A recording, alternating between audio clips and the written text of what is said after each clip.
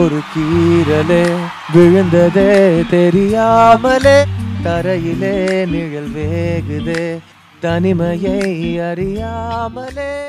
அடுத்த வின்னர் யாருங்கிறத எல்இடில பார்க்கலாம்.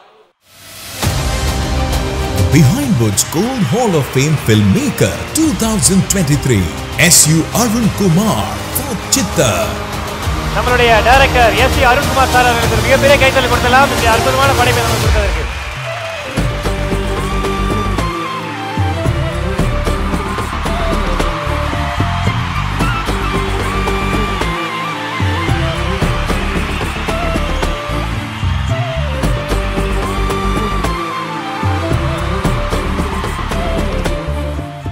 And the next award for Sitta movie team la யாருக்கு போக போகுது அப்படிங்கறத பார்த்தலாம். LED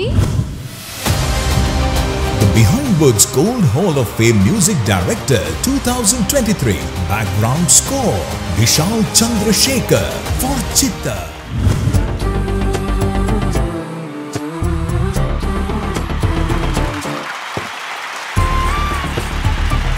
ஒரு மிகப்பெரிய கைத்தட்டல் கொடுக்கலாம் நம்மளுடைய விஷால் சந்திரசேகர் பிரதருக்கு.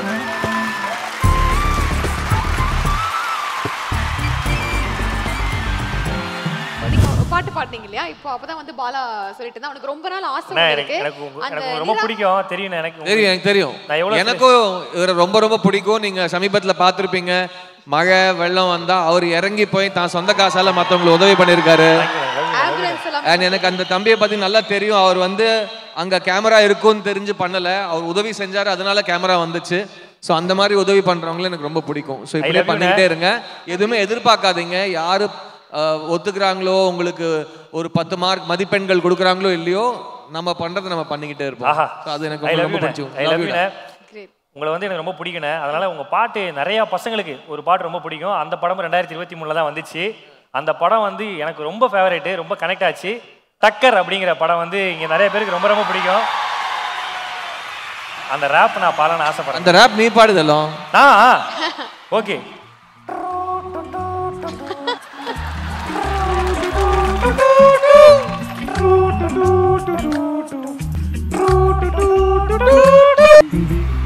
ஒரு கீரலே விழுந்ததே தெரியாமலே தரையிலே நிழல் வேகுதே தனிமையை அறியாமலே நிலவுகள் விளையாடுதே நிஜமது புரியாமலே இதழ்களும் திறக்காமலே இதயங்கள் இணைந்திட உயிர் பிழைத்திடு போகாதே அழகே இனி தாங்காதே உயிரே என்னை தோண்டாதே திமிரே பகல் வேஷம் போடாதே உன்னை தீராமல் பிடிச்சேன் உயிரின் உள்ளே மறைத்தேன் வெளியில் கொஞ்சம் நடித்தேனே நிரா நிரா நீ என் நிரா தீரா தீரா நினை தீரா நொடி சுகம் தரா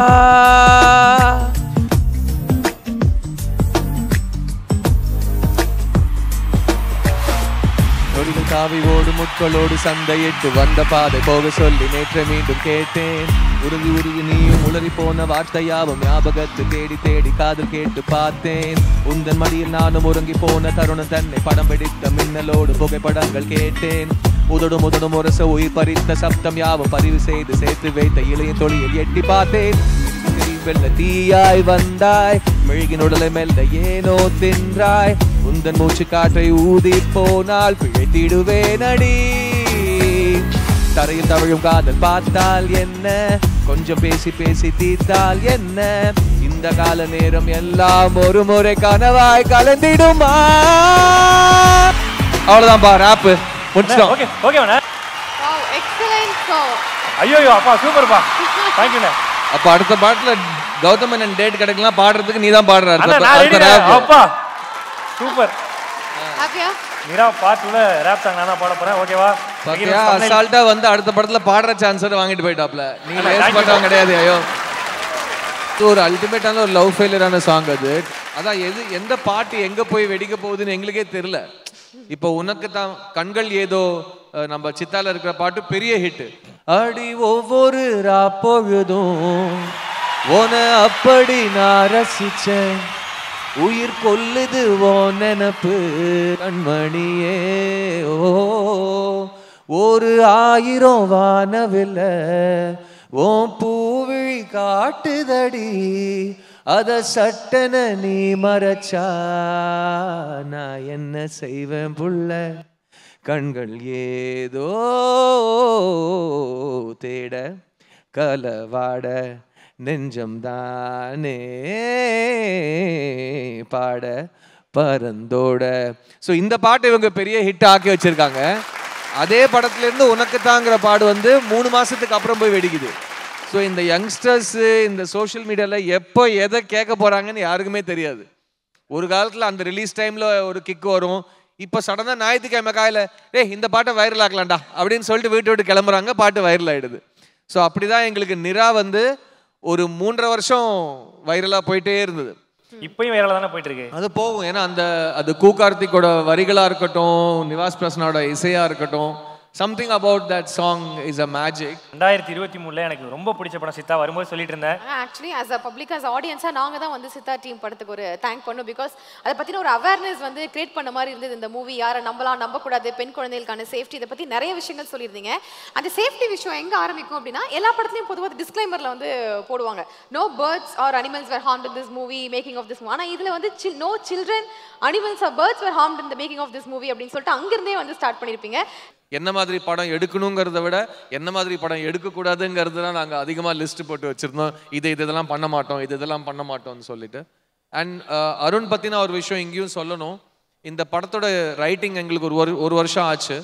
அந்த ஒரு வருஷத்தில் நாங்கள் வச்சுக்கிட்ட டிஸ்கஷன், ஸோ ஒரு கிளைமேக்ஸ், நீங்கள் இன்றைக்கி பார்க்குற கிளைமேக்ஸ்க்காக ஒரு 6 மாதம் எழுத்து மட்டும் நடந்திருக்கு. அண்ட் அதில் நான் இப்போவும் சொல்கிறேன், I want to share one incident. இது எல்லா படத்துலையும் நடக்காது, பட் இந்த படத்தில் பிகாஸ் நான் 2 தொப்பி போட்டிருந்தேன், ஒன்று நடிகனோட தொப்பி, இன்னொன்று தயாரிப்பாளனோட தொப்பி. ஸோ அந்த தொப்பி போட்டுட்டு நான் ஒரு இடத்துல கேட்குறேன், அருண் இப்போ நம்ம 2 கிளைமேக்ஸ் டிஸ்கஸ் பண்ணுறோம், இப்படி போனோம்னா இதே நான் கொஞ்சம் ஒரு பச்சையான ஒரு வார்த்தை, இப்படியே போனோம்னா ஒரு 20 கோடி அதிகம் சம்பாதிக்கலாம் அப்படின்னு ஒரு வார்த்தை நான் அவர்கிட்ட சொல்கிறேன். ஆனால் இப்படி போனால் நீங்களும் நானும் வீட்டு விட்டு கிளம்புறப்போ என்ன படம் எடுக்க போகிறோமோ அந்த படத்தை எடுத்து முடிப்போம். ஆனால் நல்ல படம்னு பேர் வரும், பட் அந்த 20 கோடி வராது எக்ஸ்ட்ரா. ஸோ அப்போ 2 பேரும் யோசிச்சோம் ஒரு 5 மினிட்ஸ்க்கு. அதுக்கப்புறம் அந்த 20 கோடி அதிகம் வர கிளைமேக்ஸ் அதுக்கப்புறம் நாங்கள் பேசவே இல்லை. ஏன்னா 2 பேருக்கும் அந்த விதத்தில் இல்லை, இது அந்த மாதிரி அதுக்காக எடுக்கப்பட்ட படம் கிடையாது. இது வந்து 10 போட்டு 20 எடுக்கிற படம் கிடையாது. இது வந்து 10 போட்டு அதை கரெக்டாக எடுத்து மக்கள் வந்து ஒழுங்காக பண்ணியிருக்கீங்கன்னு பாராட்டி, முக்கியமாக என்னடா இந்த மாதிரி ஒரு படத்தில் இப்படி ஒரு தப்பு பண்ணி வச்சுருக்கீங்கன்னு எங்களை திட்டாமல் இருந்தாங்க. ஸோ அதுக்காக நிறைய அவர் மெனக்கெட்டு இருக்காரு. ஸோ அதுக்கு நான் நன்றி கடன் பார்த்துருக்கேன். அண்ட் நிறைய பேர் இப்போ கமர்ஷியல் படம்ன்றாங்க, பெரிய படம்ன்றாங்க. ஏன்னா எல்லாருமே தான் வேலையை விட்டுட்டு கணக்கு பிள்ளை வேலையை பார்க்குறாங்க. எவ்வளோ கலெக்ட் பண்ணிச்சு, எவ்வளோ வசூல் பண்ணிச்சு, எவ்வளோ பர்சன்டேஜ், யூடியூப்ல எவ்வளோ லைக்ஸு. இதனால யாருக்குமே ஒரு ஒரு ஒரு 2 அணா கூட பிரயோஜனம் இல்லாத பேச்சு இதெல்லாம். இந்த படத்தோட தயாரிப்பாளர் நான் சொந்தமாக காசு சம்பாதிச்சு அரசாங்கத்துக்கு வரி கட்டி என்னை சுற்றி இருக்கிறவங்க நல்லா இருக்கணும்னு பார்த்து அவங்கள பார்த்துக்கிட்டு மிச்சம் இருக்கிற பணத்தை அப்படியே சினிமாவில் போட்டு ப்ரொடியூசர் ஆனவன் தான். ஸோ அப்படி நான் காசு போடுறப்போ அந்த காசை திரும்ப எப்படி மீட்டெடுக்கணும், அதை வச்சு அடுத்த படம் எப்படி எடுக்கணும்னு நாங்கள் யோசிச்சுப்போம். பட் மற்ற கேள்விலாம் எங்களுக்கு நிறைய பேர் கேட்குறாங்க. இப்போ கூட அந்த ஏரியாவில் என்ன பிரேக் ஈவன் ஆச்சு, ஐ செட் நீங்கள் என்ன வேலை பார்க்குறீங்கன்னு கேட்குறேன். இல்லை நான் பைக் ஷோரூமில் வேலை பார்க்குறேன். பைக் ஷோரூம் பைக் விற்கிறீங்க, உங்களுக்கு ஏன் அந்த ஏரியாவோட பிரேக் ஈவன் பற்றி ஏன் இவ்வளோ கவலையாக இருக்குன்னு நான் ஒருத்தரை கேட்டேன். So I think it's interesting. And அந்த டைம் பீரியட்ல இவர் இவ்வளோ உணர்ச்சி பூர்வமாக ஒரு படம் எடுத்தது ரியலி அருண், உங்களோட சென்சிட்டிவிட்டிக்கு ஹேட்ஸ் ஆஃப். அதனால தான் எனக்கு சித்தா இந்த மாதிரி ஒரு படமாக இருக்குன்னு நான். ஆனால் நிச்சயமான நீங்கள் சொன்ன மாதிரி காசு எதிர்பார்ப்பு கிடையாது, நல்ல கண்டென்ட்டை வந்து மக்கள்கிட்ட கொடுக்கணும்னு சொல்லி நீங்கள் இவ்வளோ உழைச்சி கொடுத்துருக்கீங்கன்னா ஒரு மிகப்பெரிய கைத்தல் கொடுக்கலாம் சித்தார்த்தனனுக்கு. We love you always. இந்த படம் ஃபுல்லாக வந்து செகண்ட் ஹாஃப் ஃபுல்லாக எங்களுக்கு வந்து அடுத்து என்னங்கிறத வந்து சீட்டு நுனியிலே உட்கார வச்சது நம்முடைய படத்துடைய background score Vishal Chandrasekhar brother தான். வணக்கம் பிரதர். வணக்கம். படம் வந்து பேக்ரவுண்ட் ஸ்கோர் தெரிச்சிட்டிங்க. தேங்க்யூ. எப்படி இருந்துச்சு இந்த படம் பேக்ரவுண்ட் ஸ்கோர் ஒர்க் பண்ணுறதுக்கு? அது ஒரு பெரிய ஜேர்னி ஆக்சுவலாக. எப்படி அவர் வந்து நிறைய ரீரைட்டிங் நடந்ததோ அதே மாதிரி நிறைய ரீரைட்டிங் என் சைட்லேயும் நடந்தது. ஆனால் அந்த ப்ராசஸ் வந்து ரொம்ப லவ் பண்ணி பண்ணோம் நானும் அருணும். அதாவது ஆல்மோஸ்ட் ஃபஸ்ட்டு ஆரம்பித்த டைமில் எந்த ஜோனில் இருந்தேனோ மைண்ட் செட் அந்த ஜோனுக்கு போயிட்டு திருப்பி ஒரு என்ன சொல்கிறது எல்லாத்தையுமே டிலீட் பண்ணிட்டு திருப்பி ஃப்ரெஷ்ஷாக உட்காருவோம். அந்த மாதிரி நிறையா ரீவொர்க்ஸ் இருந்தது. But at the same time ஒரு அந்த ப்ராசஸ் லைக் யூ செட் ரொம்ப டெமோக்ராட்டிக்கான ஒரு ப்ராசஸ். அவர் ஒரு 4 விஷயம் சொல்லுவார், நான் கேட்டுப்பேன். அதில் ஆனால் மேபி 3 விஷயம் ஒர்க் ஆகும், ஒரு விஷயம் ஒர்க் ஆகாமல் இருக்கலாம். ஸோ அந்த பேச்சுவார்த்தை ஃபார்வர்ட் பேக்வர்ட் அந்த ஒர்க்கு ரொம்ப ரொம்ப இன்ட்ரெஸ்டிங்கான ப்ராசஸ். மெயினாக நல்லா சாப்பிட்டோம் ஒர்க் பண்ணிகிட்டு இருக்கும்போது. நல்ல சோறு, நல்லா அவரும் நல்ல ஃபுடி, நானும் நல்ல ஃபுடி. ஸோ அப்படி இன்னொரு விஷயம் என்னென்னா வந்து திபு நினான் தாமஸ்க்கும் சரி சந்தோஷ் நாராயணனுக்கும் சரி அவங்களோட மியூசிக் வந்து ஆர்ஆரில் நிறைய இடத்துல என்ன இன்ஸ்பயர் பண்ணிச்சு. ஸோ அந்த லவ் அந்த கண்கள் ஏதோவாக இருக்கட்டும், அது லவ் ட்ராக் வந்து பிஜிஎம்மில் யூஸ் பண்ணுறது, அந்த ஒரு இதுவும் ஃப்ரீடமும் இருந்தது எனக்கு. So this credit also goes to Santhosh and Dibu. Super sir, thank you. ஆனால் நம்ம நிறைய விஷயங்கள் படத்தை பற்றி சீரியஸாக பேசிட்டோன்னே எனக்கு பர்சனலாக சில விஷயங்கள் உங்கள்கிட்ட கேட்கணும்னு தோணுதுண்ணே. ஏன்னா நிறைய பசங்க உங்களை நம்பி அவ்வளோ ஃபேன்ஸ் இருக்காங்க. அவங்க நிறைய பேர் அந்த சிங்கிள் பசங்க நிறைய பேர் இருக்காங்க. ஸோ அவங்களுக்கு வந்து நிறைய வந்து ஒரு நீங்கள் எப்பயுமே வந்து யூத்துடைய பிராண்ட் அம்பாசிடர்னே சொல்லலாம். அவ்வளோ யங்காக நான் வரும்போது சொன்னேன் 20 வயசில் யூத்தாக இருக்கலாம், ஆனால் 20 வருஷமாக ஒருத்தர் யூத்தாக இருக்காருன்னா நீங்கள் மட்டும்தான். பசங்களுக்கு நீங்கள் என்ன அட்வைஸ் கொடுக்கணும்னு நினைக்கிறீங்க? வேணாம்மா, பசங்களுக்குலாம் அட்வைஸ் கொடுக்குறேன்னு எனக்கு வயசும் இல்லை, அவங்க கேட்குற பக்குவத்துலேயும் இல்லை. ஸோ பசங்களை பற்றி இல்லை, எல்லாருக்காகவும். அதுவும் இப்போ நான் என்ன ரொம்பவே யூத்தாக தான் பார்ப்பேன். ஏன்னா நான் இளமையின் சின்னமாக என்ன பார்க்குறேன்.